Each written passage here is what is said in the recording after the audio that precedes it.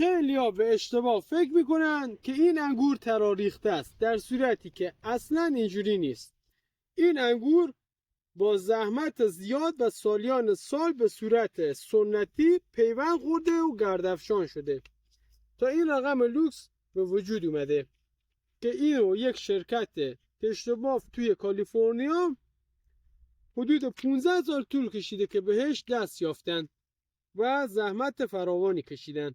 که این رقم ویژگیایی که داره، پوست تقریبا نمیشه گفت کلوف، نمیشه گفت نازک، پوست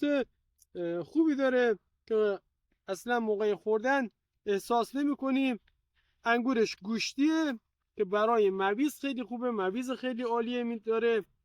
هست دانه های خیلی ریز یا حتی اصلا دانه نداره توش، بعضیاش دانه های خیلی ریز داره، بعضیاش هم اصلا دانه نداره. بسیار هم شیرینه که این شرکت کشت و بافت حدود 15 سال روی این رقم زحمت کشیدن. هی اومدن رقمایی که کشیده تر بوده رو، بهتر بوده رو، نژادایی که بهتر بوده رو هی با هم دیگه پیوند میزدن، هی گردافشان میکردن. بارها این کار رو تکرار کردن که این رقم رو تونستن به وجود بیارن که این رقم حالا به دنیا اومده و به دست ما رسیده. و این رقم هم یک زمانی بود که ما اصلا فکر میکردیم که این رقم اصلا خیالیه، یک چیز کامپیوتریه که درست کردن که اصلا وجود نداره، در صورتی که وجود داشت. بعد از سالها زحمت و تلاش خودمون و همکارانمون که بتونیم این رقم رو وارد ایران کنیم،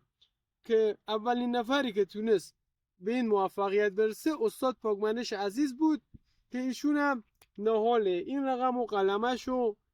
چند تا از همکارا داد که ما هم شروع کردیم به تکثیر این رقم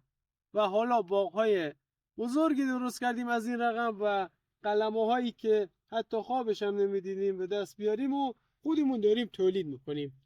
و کشاورزا میتونن این رقم خاص که این همه مزایا و موندگاری داره رو خریداری کنن و برن توی باغاشون کشت کنن و از مزیت‌های این رقم کلی سود ببرن و نه وقتشون رو هدر بدن نه هیچی و بتونن سود خیلی زیادی ببرن.